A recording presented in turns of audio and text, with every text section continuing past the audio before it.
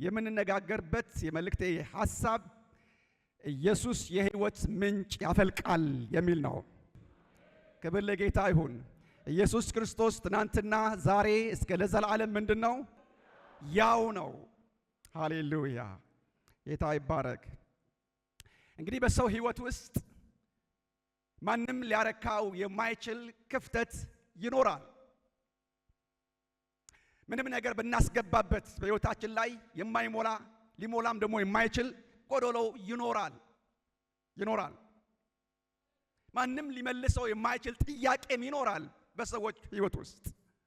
ነገር ግን ዛሬ በእግዚአብሔር ቃል የምንነጋገረው የጌታ ቃልም ደግሞ የሚነግረን የናዝሬቱ ኢየሱስ ሲገባበት በዛ ክፍተት ላይ፣ በዛ ባዶነት ላይ፣ በዛ ጎዶሎ ላይ፣ በዛ ጥያቄ ላይ መልስ ይሆናል። ኢየሱስ ሲገባበት ይሞላል። ኢየሱስ ሲገባበት ጥያቄ ይመለሳል። ለጌታ ክብር ይሁን። እስራኤላውያን እንዲያከብሯቸው የተሰጧቸው በዓላት እንዳሉና ከነዚያ በዓላት መካከል ደግሞ አንዱ የዳስ በዓል የሚባል የሚከበርበት ቀን ላይ የሆነው ነገር ነው የሚነግረን። በዘዳግም ምዕራፍ 16 ቁጥር 16 እግዚአብሔር አምላክ ለእስራኤላውያን የሰጠው ትእዛዝ ነበረ። እንደዚህ ይላል፣ በዓመት 3 ጊዜ በቂጣ በዓል፣ በሰባቱ ጉባኤ በዓል ወይም የመከር በዓል ማለት ነው፣ በዳስም በዓል ወንዶች ሁሉ እስራኤላዊ ወንዶች ሁሉ በአምላክ በእግዚአብሔር ፊት እርሱ በመረጠው ስፍራ ይታዩ፣ በእግዚአብሔር ፊት ባዶ እጃቸው አይታዩ የሚል ቃል አለ፣ ትእዛዝ አለ። እንዳልኳችሁ በርካታ በዓላቶች አሏቸው። ከነዚህ በርካታ በዓላቶች በተለይም ደግሞ እነዚህ 3 በዓላቶች ዓመታዊ በዓላቶች ናቸው። የቂጣ በዓል የሚባለው ወይም በሌላም ፋሲካ በዓል የሚባል ነው። የሰባት ሱባኤ በዓል የሚባለው ከፋሲካ በኋላ 7 ሳምንት ተቆጥሮ የሚከበር የመከር በዓል የሚባለው ነው። እሱም ደግሞ ዛሬ የሚከበረውን የጴንጤቆስጤ ቀን ላይ የሚውለው ማለት ነው። ሶስተኛው ግን የዳስ በዓል የሚባል ደግሞ አለ። እነዚህ 3 በዓላት ትልልቅ በዓላት ናቸው። ለረጅም ቀናቶች የሚከበሩ በዓላቶች ናቸው እና እስራኤላዊ ወንድ ሁሉ ከቤቱ ወጥቶ በተለይ ይሄ ዳስ በዓል የሚባለው ወደ ውጭ ወጥቶ ከዛፍ ቅርንጫፎች ቆርጦ ዳስ ሰርቶ ለ7 ቀናት የሚያከብረው በዓል ነው። ጊዜያዊ ዳስ ሰርቶ እዚያ ይኖራል፣ ጌታን ያከብራል። የዚህ የዳስ በዓል መታሰቢያነቱ እግዚአብሔር አምላክ የእስራኤልን ሰዎች ከግብፅ ምድር ካወጣቸው በኋላ 40 ዓመታት በምድረ በዳ የመራቸውን ያንን የድንኳን ኑሮ ለማሰብ የሚያደርጉት ወይም ደግሞ የሚያከብሩት በዓል ነው። ስለዚህ በዓሉ ለ7 ቀናት ነው የሚደረገው። ነገር ግን በ8ኛው ቀን የማጠቃለያ ታላቅ በዓል ያደርጋሉ። የማጠቃለያ ታላቅ በዓል ያደርጋሉ። ይሄንን ሲያደርጉ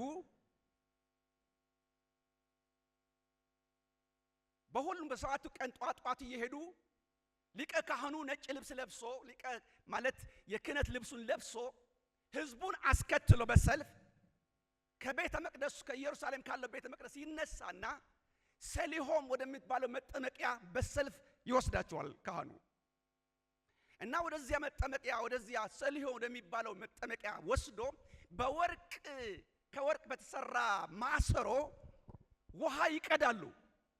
ከሰሊሆም ውሃ ይቀዳሉ። ውሃ ቀድተው ተመልሰው በዛ በሰልፍ ካህኑ እየመራ ተመልሰው ወደ ቤተ መቅደስ ይመጡና በቤተ መቅደስ ፊት ለፊት ባለው መሰዊያ ስር ላይ ውሃውን ይደፉታል እና እግዚአብሔርን በዛ ሰዓት እየዘመሩ ከመዝሙር መጽሐፍ ደግሞም ከተለያዩ የትንቢት መጽሐፍቶች መዝሙራትን እየወሰዱ እየዘመሩ እግዚአብሔርን ያከብራሉ ወይም ያመሰግናሉ።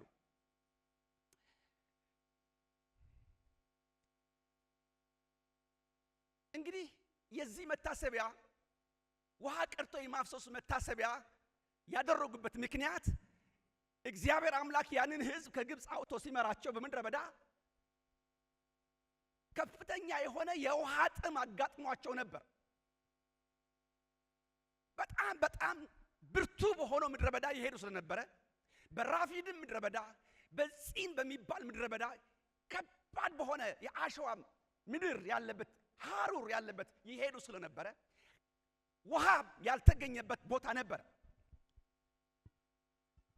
ይሄ ሁኔታ ሲያጋጥማቸው ከመመረራቸው የተነሳ በሙሴ ላይ በከፍተኛ ሁኔታ ያንጉረመርሙ ነበር እና ሙሴ ሲጨንቀው ወደ እግዚአብሔር ይጮህ ነበር። ለምሳሌ ዘጸአት ምዕራፍ 17 ስታነቡ ከቁጥር 5 ከቁጥር 6 እንደዚህ የሚል ቃል ታነባላችሁ። እግዚአብሔር ሙሴን በሕዝቡ ፊት እለፍ፣ ከእስራኤልም ሽማግሌዎች ካንተ ጋር ውሰድ፣ ወንዙንም የመታህበት በትር በእጅህ ይዘሃት ሂድ። እነሆ እኔ በዚያ በኮሬብ ዓለት ላይ በፊትህ እቆማለሁ፣ ዓለቱንም ትመታለህ፣ ሕዝቡም ይጠጣ ዘንድ ከእርሱ ውሃ ይወጣል አለው። ሙሴም በእስራኤል ሽማግሌዎች ፊት እንዲሁ አደረገ ይላል። በዚህ በራፊዲም ምድረ በዳ ቀይ ባህር ከተሻገሩ በኋላ ወዲያውኑ ያጋጠማቸው ከባድ ፈተና የውሃ እጦት ፈተና ነው። ውሃ አልነበረም፣ የሚጠጣ ውሃ አልነበረም ለነሱ ለከብቶቻቸው። እና ከባድ ማጉረምረም በተፈጠረ ጊዜ ሙሴ ሲጸልይ እግዚአብሔር አምላክ እኔ በዓለቱ ላይ እቆማለሁ፣ አንተም ደግሞ በትርን ይዘህ ባህሩን የከፈልክበት በትር ይዘህ ትመጣና ዓለቱን ትመታዋለህ እና ውሃ ከዓለት ይወጣል እና ሕዝቡንም ከብቶቹንም ይጠጣሉ አለው።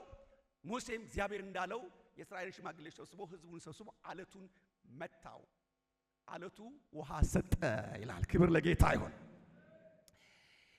ለሁለተኛ ጊዜ ደግሞ በሌላ ስፍራ እንደዚሁ በቃዴስ ምድረ በዳ በነበሩ ጊዜ ወይም በሌላ ስሙ ጺን የሚባል ምድረ በዳ ነው። ልክ እንደዛ እንዳም በባሰ ሁኔታ የውሃ ጥም እንዳስቸገራቸው እንዳጋጠማቸው በዘኍልቍ ምዕራፍ 20 ከ1 እስከ 8 ባለው ክፍል ላይ ታነባላችሁ። ዘኍልቍ ምዕራፍ 20 ከ1 እስከ 8። እኔ ግን ቁጥር 7 እና 8 ሳነበው እንደዚህ ይላል። እግዚአብሔር ሙሴም እንዲህ ብሎ ተናገረው፣ በትርን ውሰድ፣ አንተና ወንድም አሮን ማህበሩን ሰብስቡ፣ ድንጋዩንም ውሃ እንዲሰጥ እነርሱ ሲያዩ ተናገሩት።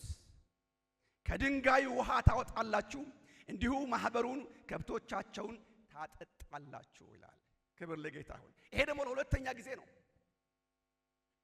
ለሁለተኛ ጊዜ ውሃ ባጡ ጊዜ በተጠሙ ጊዜ በጣም አጉረመረሙ። እዛ ክፍል ላይ በደንብ ብታነቡት መፈጠራቸው እስኪጠሉ ድረስ ጉዞውን እስኪጠሉት ድረስ በእግዚአብሔር ላይ ከባድ የሆነ ማጉረምረም አጉረመረሙ።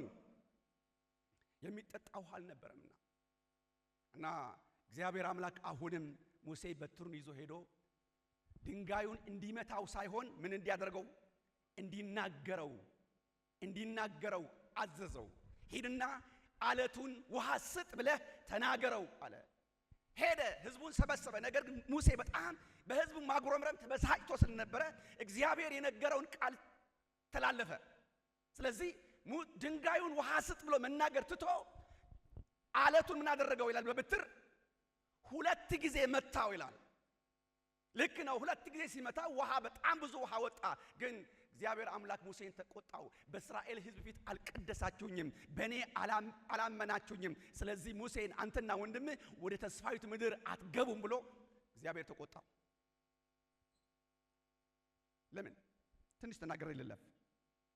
ይሄ ዓለት የክርስቶስ ኢየሱስ ምሳሌ ነው። ትንቢታዊ ቃል ነው፣ ምሳሌ ነው።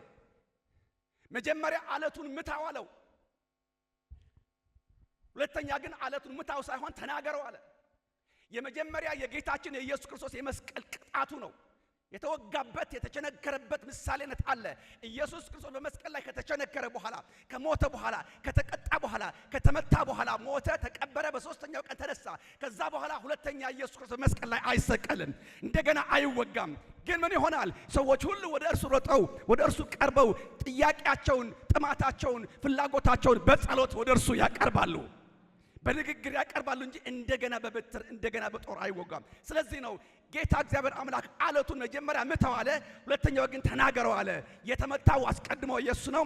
በኋላ ደግሞ በክብር ያለው ኢየሱስ አይመታም፣ አይወጋም። ቅዱሳን ግን ወደ እርሱ ቀርበው በጸሎት ፍላጎታቸውን ይጠይቁታል፣ ከእርሱ በጎነት ደግሞ ይቀበላሉ። አሜን። ዋው! የእግዚአብሔር ቸርነት ስላለ የእግዚአብሔር ምሕረት ብዙ ስለሆነ ግን ምንም እንኳን ሙሴ 2 ጊዜ በበትር ቢመታውም ብዙ ውሃ ወጣ ይላል። ወደ ሐሳቤ ስንመጣ እንግዲህ በዚያ በዳስ በዓል እነዚህ ሰዎች ወደ ሰሊሆም ምድር ሄደው መጠመቂያ ሄደው ውሃ ቀድተው ሲያፈሱ ሳለ አፍሶ በመሬቱ ላይ ሲያመሰግኑ ሳለ ድንገት ኢየሱስ ክርስቶስ በመካከላቸው ቆሞ ታላቅ ጩኸት ጮኸ።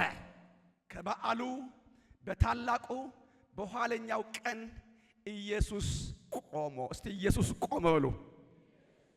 ጉባኤ እንዲናገር ፈልጋለሁ። እስቲ ኢየሱስ ቆሞ በሉ።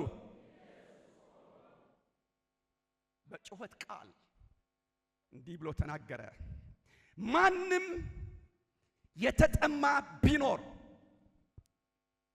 ወደ እኔ ይምጣና ይጠጣ። በእኔ የሚያምን መጽሐፍ እንዳለ የሕይወት ውሃ ወንዝ ከሆዱ ይፈልቃል ብሎ ጮኸ ይላል። በዓል እያከበሩ ላሉ ሰዎች፣ ውሃ ቀድተው በመሬት ላይ እያፈሰሱ ላሉ ሰዎች፣ በአባቶቻቸው ዘመን የሆነውን ታሪክ አስበው የመታሰቢያ በዓል እያደረጉ ላሉ ሰዎች በውስጣቸው ጥማት አለ። እነሱ የረኩ አይደሉም፣ ግን ውሃ ቀድተው በመሬት ላይ እያፈሰሱ ላሉ ሰዎች ውስጣቸው ባዶ ነው፣ መንፈሳዊ ጥማት አለ። ውስጣቸው ደረቅ ነው፣ ጉብኝት ያስፈልጋቸው ነበረ። ግን በመታሰቢያ ያለ መታሰቢያ እያሰቡ ታሪክ እያሰቡ ውሃ የሚደፉ ሰዎች ለነርሱ ተናገሩ። እናንተ የተጠማችሁ ከእናንተ መካከል የተጠማ ቢኖር ወደ እኔ መጥቶ ምን ይሁን ይጠጣል። መጽሐፍ ቅዱስ በዛ ጊዜ የሚዘምሩት የኢሳይያስ ትንቢት ቃል አለ። ኢሳይያስ 12 ቁጥር 3 ነው የሚዘምሩት። እንደዚህ ይላል፣ ውሃውን ከመድኃኒት ምንጮች በደስታ ትቀዳላችሁ እያሉ በእግዚአብሔር ፊት ይዘምራሉ። ይሄ ቃል ትንቢታዊ ቃል ነው። ትንቢታዊ ቃል ነው። ውሃው ከመድኃኒት ምንጭ፣ መድኃኒቱ ምንጭ የእግዚአብሔር ልጅ ኢየሱስ ነው። የመድኃኒቱ ምንጭ መሲሁ ኢየሱስ ነው። ወደ እሱ ቀርባችሁ ከእርሱ ትቀዳላችሁ የሚለው የትንቢት ቃል፣ እነሱ ግን በዚያ በዝማሬ ይዘምራሉ። መድኃኒቱ ምንጭ ግን በመካከላቸው ቆሞ ነበረ። አላወቁትም። ያ በምድረ በዳ አለት ሆኖ አባቶቻቸውን ያጠጣ ያ አለት አሁን ስጋ ለብሶ በመካከላቸው ቆሟል። በመካከላቸው ተገኝቷል፣ ግን አላወቁትም። ስለዚህ ይናገራል፣ ማንም የተጠማ ቢኖር መታሰቢያ ማክበር ሳይሆን ወደ እውነተኛው የውሃ ምንጭ ይምጣና ይጠጣ አለ። ሃሌሉያ! ዛሬም ወገኖቼ በመካከላችን ያለው እሱ የናዝሬቱ ኢየሱስ ሕያው የሆነ ጌታ ዛሬም ለተጠሙ የሕይወት ውሃ ምንጭ ከሆዳቸው ያፈልቃል። በእውነት ደግሞ በእምነት ወደ እርሱ ለሚመጡ ያ በዛ ዘመን በበዓለ ሐምስ በዳስ በዓል ተገኝቶ የጮኸ ጌታ ዛሬም በቃሉና በመንፈሱ ለኔና ለናንተ ይናገራል፣ ይጮሃል። ማንም የተጠማ ቢኖር ወደ እኔ ይምጣ ይላል። ወደ እኔ ይምጣ። ያ በምድረ በዳ ውሃ የሰጠ አለት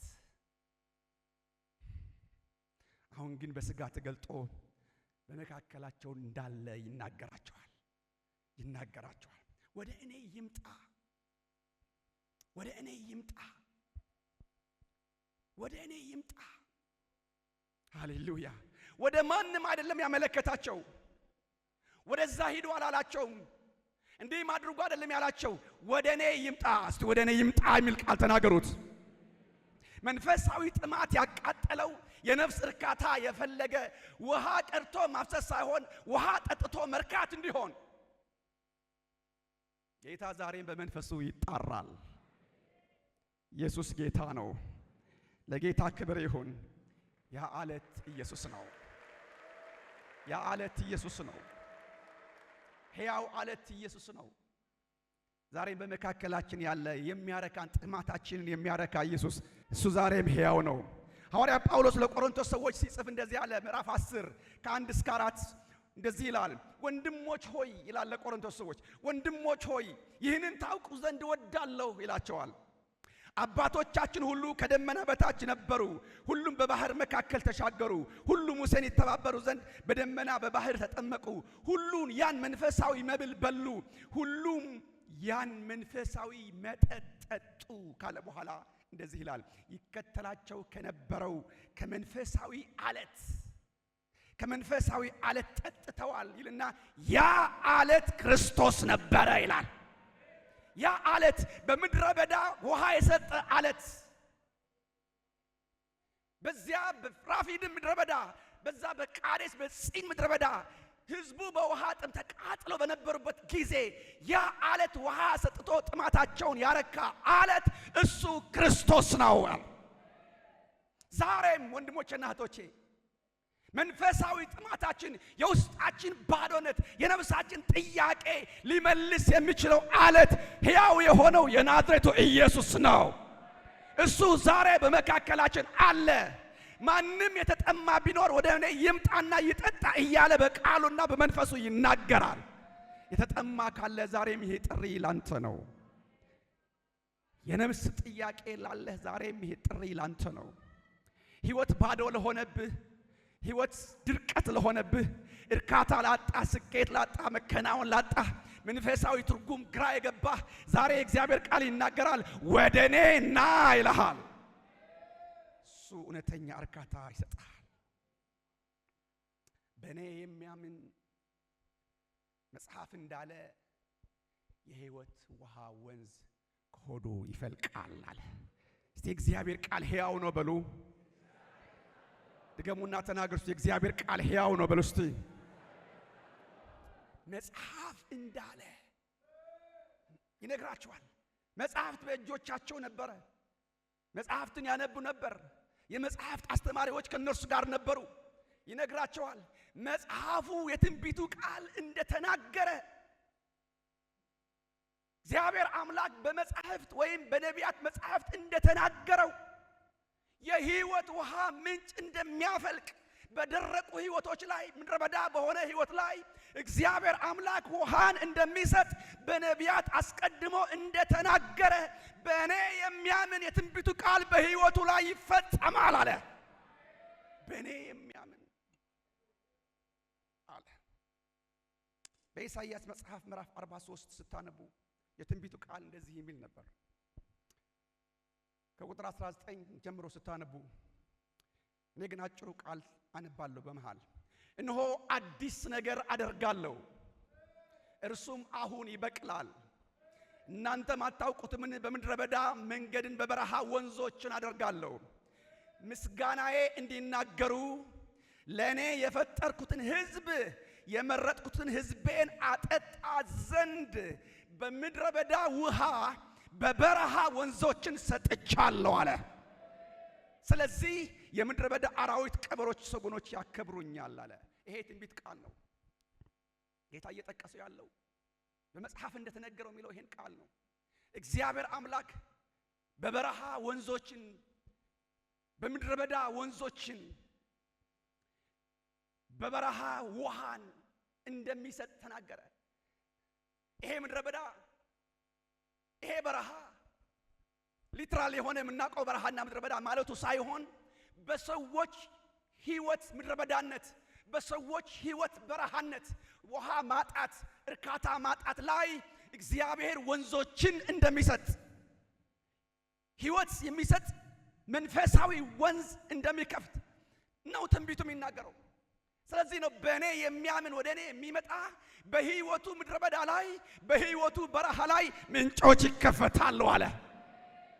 ሃሌሉያ! ምንጮች ይከፈታሉ።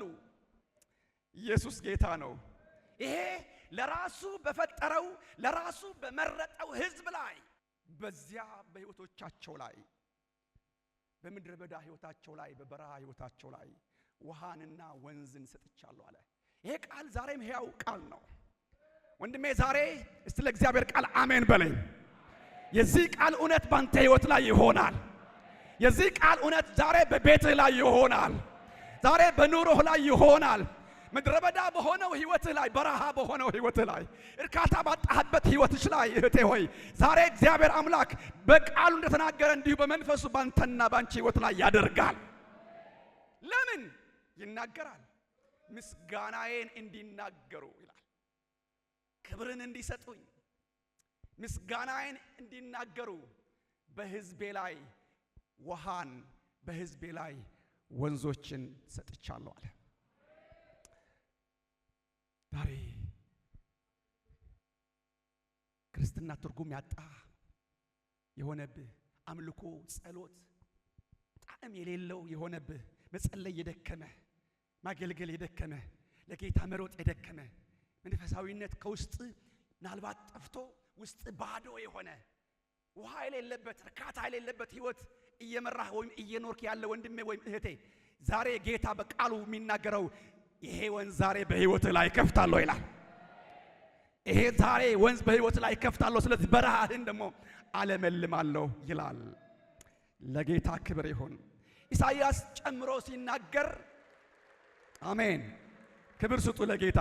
የእግዚአብሔር ቃል እውነት ስለሆነ እንደ ቃሉ በሚያምኑ ህይወቶች ላይ ስለሚያደርግ ለኢየሱስ ክብር ይሁን። ኢሳይያስ 41 ከ17 እስከ 18 ስታነቡ ተመሳሳይ ሐሳብ ይናገራል። ድሆችና ምስኪኖች ውሃ ይሻሉ ይላል። ውሃ ይሻሉ አሜን። ሊትራል የሆነ ውሃ ማለት አይደለም። ይሄ ዝም ብሎ ምን ጠጣው ውሃ ቀርተን ምን ጠጣው ያያለ አይደለም።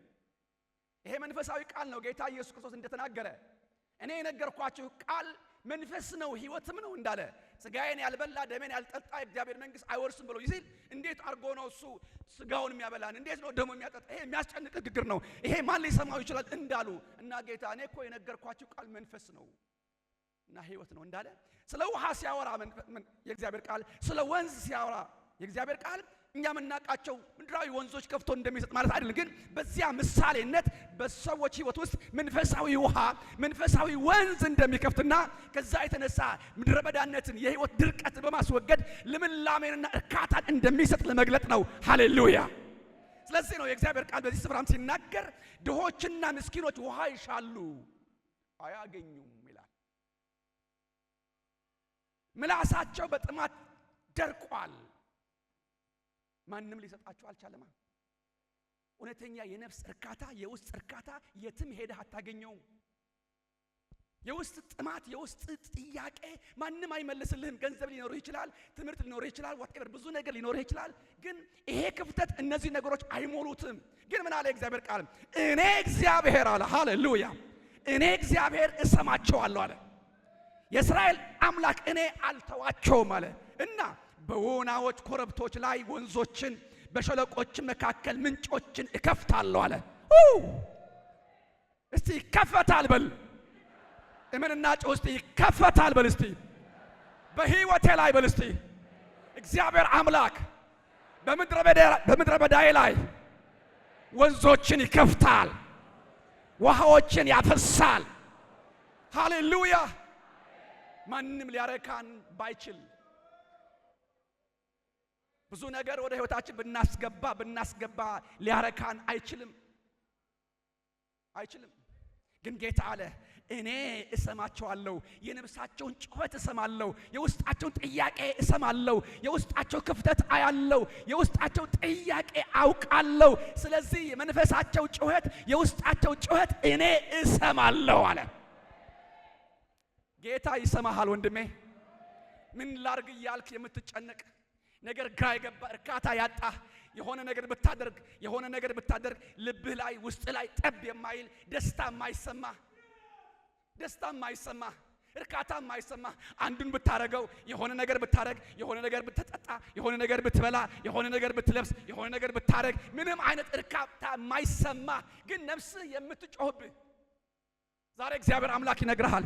እኔ እሰማሃለሁ ይልሃል። እኔ እሰማሻለሁ ይልሻል። እኔ አልተውህም ይልሃል። እኔ አልተውሽም ይልሻል። ብቸኛ የሆንክ ወንድሜ ሰው አንደርስታንድ ሊያደርግ ያልቻልክ በምንም አይነት ሁኔታ ውስጥ እንዳለ ማንም የማያውቅልህ ብቻ የምትታገል ማን ይረዳኛል፣ ማን ያስበኛል፣ ማን ያግዘኛል የምትል ዛሬ እግዚአብሔር ቃል ስማ። ጌታ እንደዚህ ይልሃል፣ እኔ ባለህበት ስፍራ እሰማሃለሁ፣ እኔ እመልስልሃለሁ። በህይወት ላይ በዛ በደረቀ እርካታ ባጣ ህይወት ላይ ወንዝን ከፍታለሁ፣ መንፈሳዊ ወንዝ ከፍታለሁ፣ መንፈሳዊ አፈስልሃለሁ። ስለዚህ ደግሞ አለመልምሃለሁ ይላል ጌታ። በደንብ አሜን በል እስቲ ድገምና አሜን በል። ተቀበለው። የእግዚአብሔር ቃል ነው የምነግርህ ያለሁት። እሰማቸዋለሁ አለ። የሚሰማ የሌለ ሰው ስማኝ። እግዚአብሔር እሰማሃለሁ ይላል። ጸሎትህን ይሰማል፣ ጩኸትህን ይሰማል፣ ጌታ ሆይ እርዳኝ፣ ከለሁበት ሁኔታ አውጣኝ፣ ህይወት መሮኛል፣ ህይወቴ ደርቋል፣ ጨለማ ከቦኛል፣ መውጫ አጣሁኝ የምትል ሰው ዛሬ ጌታ በቃሉ ይናገርሃል። እኔ እሰማሃለሁ ይላል። እሰማሃለሁ። ማንም ቢተውህ ማንም ቢገፋህ እኔ አልተውህም ይላል። እኔ አልተውሽም ይላል። ጌታ ወደ አንቺ ይመጣል። ጌታ ወደ ቤትህ ይመጣል። ጌታ ወደ ነገርህ ይመጣል።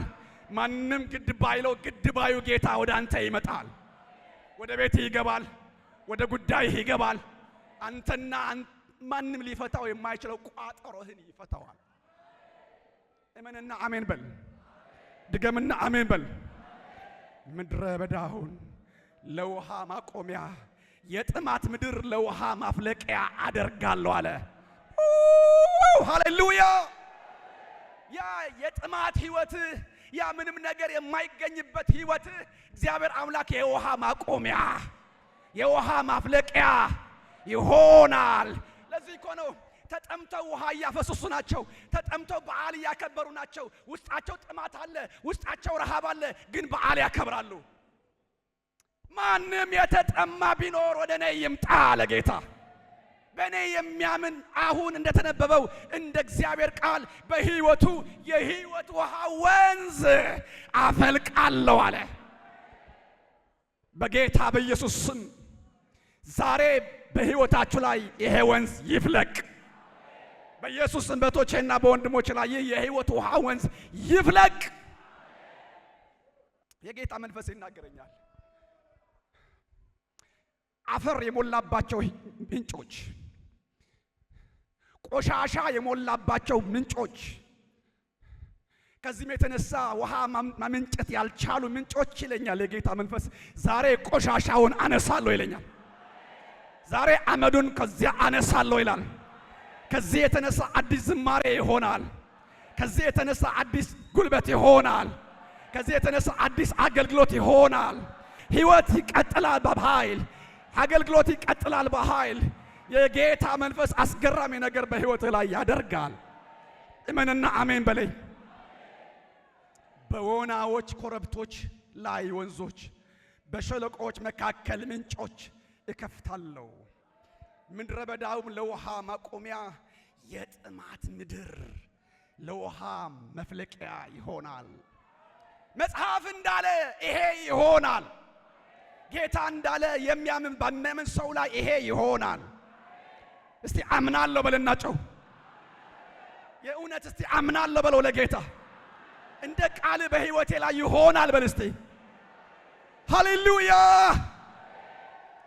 ወና ኮረብቶች፣ ወና ማለት ባዶ ማለት ነው።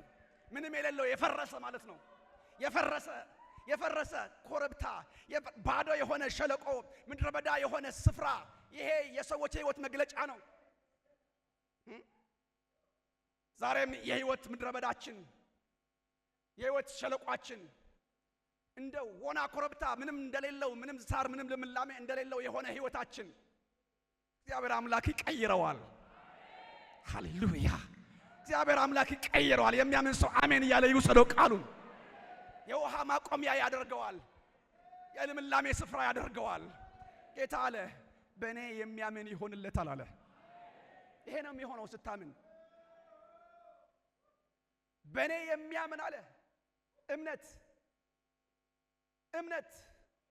የጥማት መፍትሄ ጥማትን ወደሚያረካ ጌታ በእምነት መምጣት ነው። የጥማት መፍትሄ ጥማትን ወደሚያረካ ጌታ በእምነት መምጣት ነው። ቁልፉ ክርስቶስ ኢየሱስ ይባላል። ኢየሱስ ጌታ ነው። ለጌታ ክብር ይሁን። እስቲ እምነት በሉ። እስቲ አምናለሁ በሉ። እምነት በተግባር የሚገለጥ ነው። እምነት የህይወት ለውጥ የሚያመጣ ነው። ብዙ ሰዎች ስሙኝ አንድ ጊዜ ብዙ ሰዎች በጌታ ታምናለህ ወይ ብላችሁ ስትጠይቋቸው እንዴት አላምንም? ጌታዬን ያለሱማ እንዴት ይሆናል? አምናለሁ ይላሉ። አምናለሁ ጌታን አምናለሁ ይላሉ። ግን ያ እምነታቸው ህይወታቸውን አይለውጠውም። ህይወታቸው አይለወጥም። ቃሉ ነው እንጂ በእነሱ ዘንድ ያለው ለውጥ በህይወታቸው የለም። ይሄ የአጋንንት እምነት ይባላል። የዲያብሎስ እምነት። መጽሐፍ ቅዱስ በያዕቆብ መጽሐፍ ምዕራፍ 2 ከቁጥር 19 እስከ ቁጥር 20 ስታነቡ አንድ ቃል እንደዚህ ይላል። ስሙኝ። እግዚአብሔር አንድ እንደሆነ አንተ ታምናለህ፣ መልካም ታደርጋለህ። አጋንንት ደግሞ ያምናሉ፣ ይንቀጠቀጣሉ። ልብ ብለህ እንድትሰሙኝ እፈልጋለሁ። አጋንንት በእግዚአብሔር ህልውና ያምናል፣ በጌታ ህልውናም ያምናል፣ በጌታ ጌትነትም ያምናል። ጌታችን ኢየሱስ ክርስቶስ በምድር በነበረ ጊዜ አጋንንት ያለበት ሰው ሲያገኝ ወዲያው ጮሆ ይወድቅና የእግዚአብሔር ልጅ ቅዱሱ ማን እንደሆንክ አውቃለሁ ይል ነበር። ኢየሱስ ጌታ እንደሆነ የእግዚአብሔር ልጅ እንደሆነ ያውቃል፣ ይንቀጠቀጥ ነበር ይላል። ግን ዲያብሎስ ይለወጣል? አይለወጥም። ብዙ ሰዎች ኢየሱስ ክርስቶስን እናምናለን ይላሉ። ይሄ እምነታቸው ግን ህይወታቸውን አይለውጥም። ወደ እውነተኛ ጌታ አያቀርባቸውም። ለምን? በእምነትና በእውነት ስለማይሆን። መጽሐፍ ቅዱስ ሲናገር እዚያ እምነት ከስራ የተለየ ከሆነ ምን ይላል? የሞተ ነው። የሞተ እምነት ስለያዙ ወደ ጌታ በእምነት ቀርበው በህይወታቸው ላይ ሊፈልቅ የሚገባው ውሃ አይፈልቅም። ኢየሱስ ስትላቸው ኢየሱስ ይላሉ። ግን የክርስቶስ ኢየሱስ ኃይል ህይወታቸውን ምድረበዳቸውን አይለውጥም። ለምን? በእውነት የህይወት ውሃ ወንዝ እንዲያፈልቅላቸው ወደርሱ በእምነት አይቀርቡም። ለውጥ የሌለው እምነት፣ በስራ የማይገለጥ እምነት አያድንም፣ አይባርክም። እውነተኛ እምነት ህይወት እንዲለወጥ ያደርጋል። እውነተኛ በክርስቶስ ያለ እምነት ህይወታችን እንዲቀየር ነው የሚያደርገው። ብዙ ሰዎች ወደ ቸርች ሊመጡ ይችላሉ፣ ግን ተመሳሳይ ህይወት ነው። ይመጣሉ፣ ይዘምራሉ፣ ከዛ በኋላ ይሄዳሉ፣ ሌላ ዓለም ውስጥ ነው የሚቆዩት። እሁድ ቆጥረው ደግሞ ይመጣሉ ማለት የሚሄድበት ቦታ ስለሌለ። መምጣታቸው መልካም ነው፣ ግን ጌታ የሚለው ማንም የተጠማ ወደ እኔ ይምጣ ብሎ አያቆምም። ምንድን ነው የሚለው? በእኔ የሚያምን ነው የሚለው። መምጣት ጥሩ ነው፣ ግን ከመምጣት ጋር ምን ያስፈልጋል? ተናገሩ። ከመምጣት ጋር ምን ያስፈልጋል? እምነት። ከዚህ ከድርቀት ህይወት ጌታ ያወጣኛል። ይሄን ጨለማዬን ጌታ ያበራዋል። በእኔ ላይ ያለው ቀንበር ጌታ ይሰብረዋል። እሱ ታሪኬን ይቀይረዋል ብሎ ማመን፣ በዚህ እምነት ላይ መቆም ያስፈልጋል። ይሄ ነው በተግባር የሚገለጥ እምነት። ስለዚህ በእውነተኛ እምነት ወደ ጌታ የሚመጡ የህይወት ውሃ በውስጣቸው ምን ይሆናል? ይፈልቃል። ሃሌሉያ! ይፈልቃል። ዛሬም በሚያምኑ በክርስቶስ በሚያምኑ ህይወቶች ላይ ምድረ በዳቸውን የሚቀይር የህይወት ውሃ ወንዝ ይፈልቃል። በደንብ አሜን እንላለን። ኢየሱስ ጌታ ነው። ጌታ በግልጽ እንደተናገረ በምዕራፍ 6 ወደ ኋላ ሄዳችሁ ታነቡ ቁጥር 35 ላይ ምን ይላል? ኢየሱስ እንዲህ አላቸው። ብዙ ታሪክ አለው ያ ምዕራፍ፣ በጣም ከባድ ምዕራፍ ነው። ምን አለ? እንዲህ አላቸው፣ የህይወት እንጀራ እኔ ነኝ። አሜን። የህይወት እንጀራ ማን ነው? ኢየሱስ። እኔ ነኝ። ወደ እኔ የሚመጣ ከቶ አይራብም። በእኔ የሚያምን ሁልጊዜ ከቶ ምን አይሆንም? አይጠማም። የእግዚአብሔር ቃል ሕያው ነው። ኢየሱስ ክርስቶስ ሕያው ነው። እስቲ ሁላችሁ ደግሙና ኢየሱስ ክርስቶስ በሉ። ትናንትና በሉ እስቲ፣ ዛሬ በሉ እስቲ፣ እስከ ለዘላለም ያው ነው። ዛሬም የነፍሳችን ረሃብ ያጠግበናል። ዛሬም የነፍሳችን ጥማት ያረካል። ወደ ክርስቶስ በእምነት መጥቶና ቀርቦ ከእርሱ በእምነት ተገናኝቶ የሚራብ የለም፣ የሚጠማ የለም። እሱ የህይወት እንጀራ ነው። እሱ የህይወት ውሃ ነው። በእርሱ ስታምን ለዘላለም ከህይወት የማይቋረጥ ሁልጊዜ የሚመነጭ ሁልጊዜ የሚፈልቅ የህይወት ውሃ በመንፈስ ቅዱስ በህይወት ላይ ይፈልቃል። ይሄ ይሆናል እኔ ስለማምን ነው። ዛሬም ጥማት ያቃጠላችሁ እርካታ ያጣችሁ ብዙ ነገር እንኳን እያላችሁ ውስጣችሁ ሰላምና እርካታ ደስታ የሌለው ዛሬ በእውነት ወደ ክርስቶስ ልትመጡ ጌታ ይጠራችኋል። ጌታ ኢየሱስ ክርስቶስ ከዛች ከሳምራዊት ሴት ጋር ሲገናኝም የተናገረው ይሄ ነው። ታስታውሳላችሁ ዮሐንስ ወንጌል ምዕራፍ 4 ያለች ሴት ከዛች ሴት ጋር ሲነጋገር ያቺ ሴት ወደዚያ የጉድጓድ ውሃ በመጣች ጊዜ 6 ሰዓት ላይ ኢየሱስ ክርስቶስ ከይሁዳ ወደ ገሊላ ለመሄድ በሰማርያ በኩል ሊያልፍ ግድ በሆነበት ጊዜ በሲካር መንደር ላይ ባለች ጉድጓድ የውሃ ጉድጓድ አጠገብ ተቀመጠ ይላል መጽሐፍ። እና ውሃ ልትቀዳ በጠራራ ፀሐይ በ6 ሰዓት ሴት መጣች ከሰማርያ መንደር እንስራ ተሸክማ መቅጃ ይዛ እና ጠየቃት። ውሃ ጠጭኝ አላት። ውሃ ጠጭኝ ሲላት አልፈቀደችለትም። ታሪኩ ታውቃላችሁ፣ ዘላ አልገባም። አልፈቀደችለትም። ያቺ ሴት እርካታ ያጣች ብዙ ችግር የነበረባት ሴት ነበረች። ብዙ ችግር የነበረባት የውስጥ ሰላም የውስጥ እርካታ ያጣች የምትቀበዘበት ሴት ነበረች። ለዚህ ነው ጌታ እንደነገራት 5 ባሎች ነበሯት፣ 5ቱን ፈታለች። አሁንም ሌላ 6ኛ ሰው ጋር ነው ያለችው።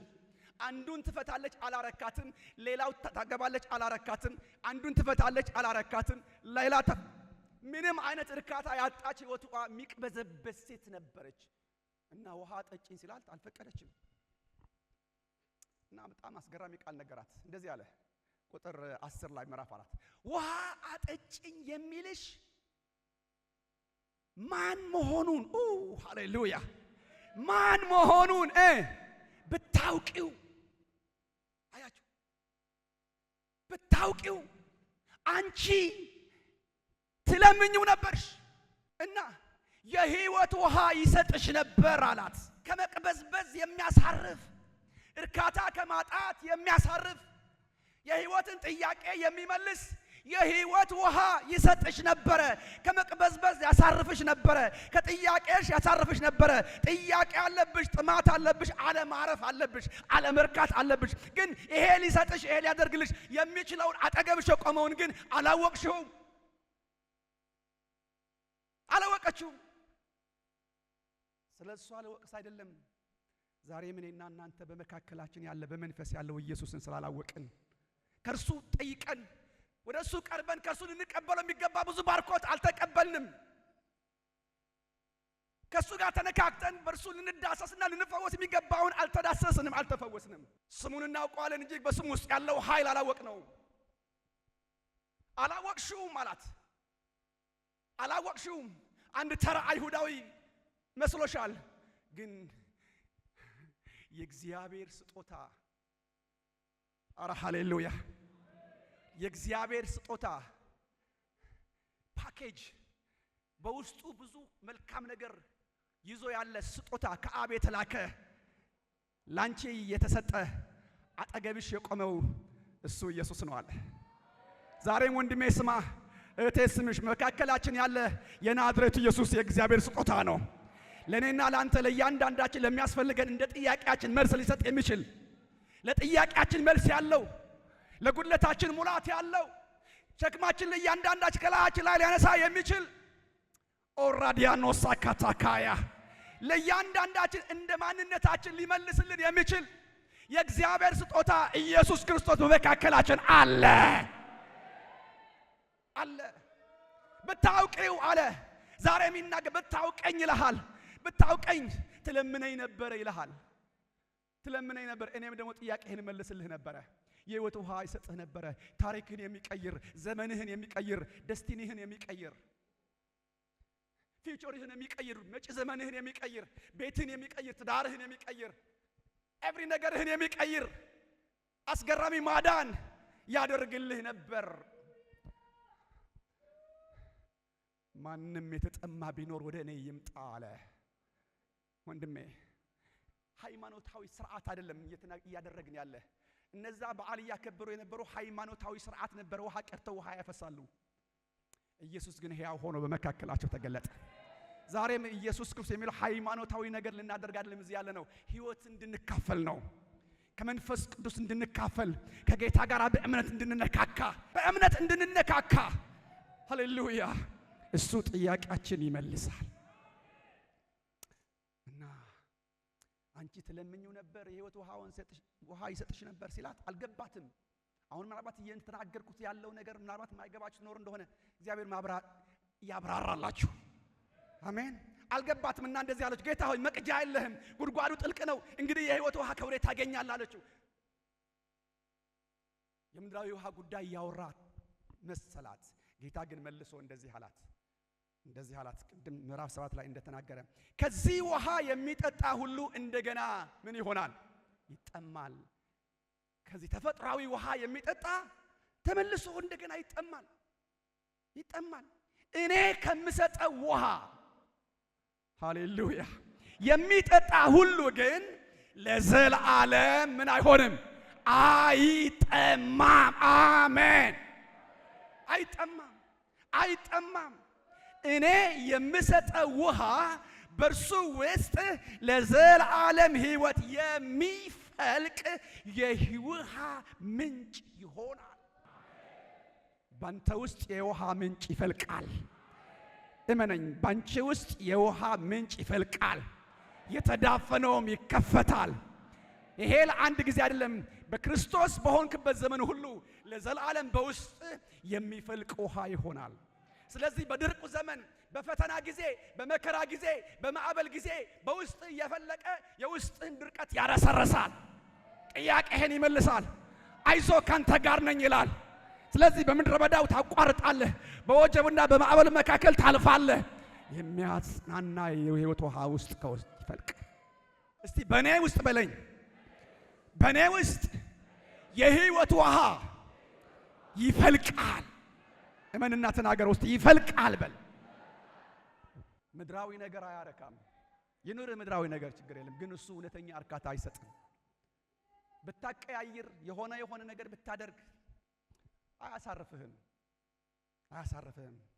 የውስጥ ባዶነት የሚሞላው ኢየሱስ ብቻ ነው። እኔ ከምሰጠው ውሃ የሚጠጣ ሁሉ ነው ያለው። እሱ የሚሰጠው አረ በኢየሱስም የጌታ እጅ ይዳስሳችሁ። አረ መንፈሱ በእናንተ ላይ ይምጣ።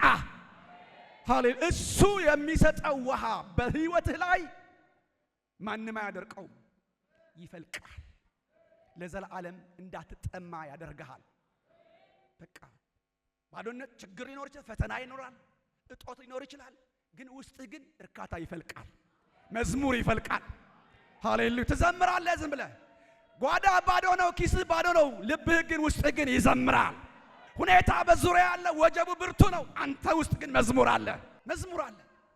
ለጌታ ክብር ትሰጣለህ። ለምን? በውስጥ የሚፍለቀለቀው የዝማሬ የምስጋና ቃል ኢየሱስን የሚያከብረው ድምጽ ይወጣል። ማንም እንደሚጨነቅ አትጨነቅም፣ ማንም እንደሚሆን አትሆንም። አንተ ውስጥ ያለ የመንፈስ ቅዱስ የህይወት ውሃ ምንጭ ያረካሃል።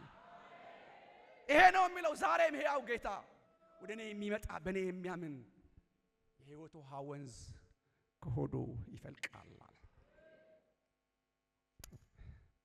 ጌታ ኢየሱስ በዳስ በዓል ተገኝተው ለነበሩ አይሁዳውያን እንደተናገረው ዛሬም በመንፈሱ ለኛ ይናገራል።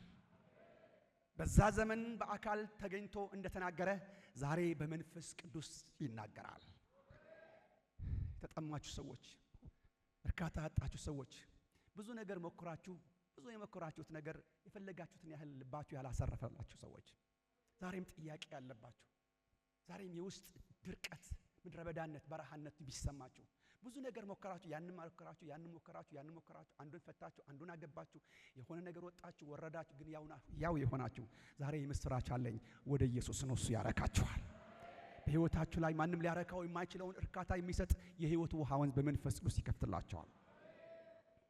አሜን አሜን። የእግዚአብሔር ቃል እንደዚህ ይላል። ኢዮብ 14:7 እና 9 ዛፍ ቢቆረጥ ይላል፣ ዛፍ ቢቆረጥ ደግሞ ያቆጠቁጥ ዘንድ ቅርንጫፉ እንዳያልቅ ተስፋ አለው ይላል። ተስፋ አለው። ስሩ በምድር ውስጥ ቢያረጅ፣ ግንዱ በመሬት ውስጥ ቢሞት፣ ከውሃ ሽታ የተነሳ ያቆጠቁጣል አለ። ያቆጠቁጣል። ከምን? ከውሃ ሽታ የተነሳ።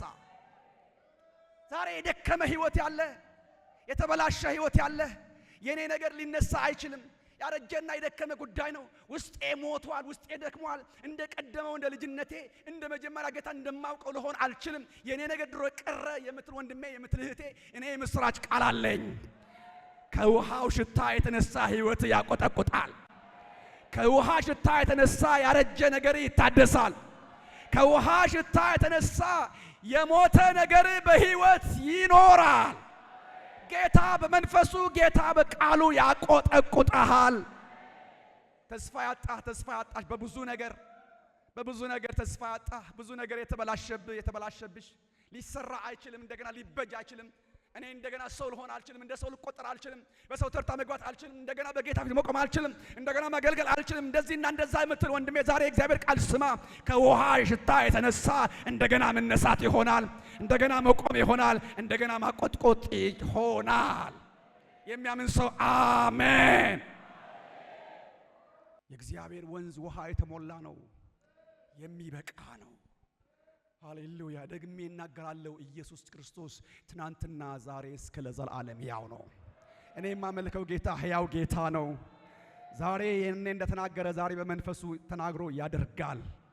ለስሙ ክብር ይሁን። ስለዚህ የሕይወት ውሃ ወንዝ ዮሐንስ ሲተረጉምልን በያዝነው ክፍል ላይ ቁጥር 39 ይህ ግን በእርሱ የሚያምኑ ሊቀበሉት ስላላቸው ስለ መንፈስ ተናገረ። ኢየሱስ ገና ስላልከበረ መንፈስ ገና አልወረደም ነበርና ይላል። እንግዲህ ኢየሱስ ክርስቶስ በውስጣችን የሚያመጣው የሚከፍተው የውሃ ምንጭ በመንፈስ ቅዱስ አማካኝነት እንደሆነ ነው የሚናገረው ዮሐንስ። መንፈስ ቅዱስ ባንተ ላይ ሲመጣ፣ መንፈስ ቅዱስ ባንተ ውስጥ ሲያድር የሚያደርገው ነገር ህይወትን የረካ ያደርገዋል። ልክ ውሃ የሰውን ጥማት እንደሚያረካ የእግዚአብሔር መንፈስ በህይወት ውስጥ አድሮ እንደ ህይወት ውሃ እየፈሰሰና እየፈለቀ እውነተኛ የሆነ እርካታ የማይወሰድ ለዘላለም አብሮህ የሚሆን ውሃ ይሆንልሃል። ሃሌሉያ! ኢየሱስ ጌታ ነው። ስለዚህ በትንቢት ቃል እንደተነገረ እግዚአብሔር ሁል ጊዜ ይመራሃል አለ ኢሳይያስ 58:11 ላይ። እግዚአብሔር ሁል ጊዜ ይመራሃል፣ ነፍስህን በመልካም ነገር ያጠግባል፣ አጥንትህንም ያጠናል። አንተም እንደሚጠጣ ገነት ውሃውም እንደማያቋርጥ ምንጭ ትሆናለህ። የሚያምን ሰው ይውሰደውና አሜን ይላል። እኔ አላደርገውም። ይሄ የሚያደርገው መንፈስ ቅዱስ ነው።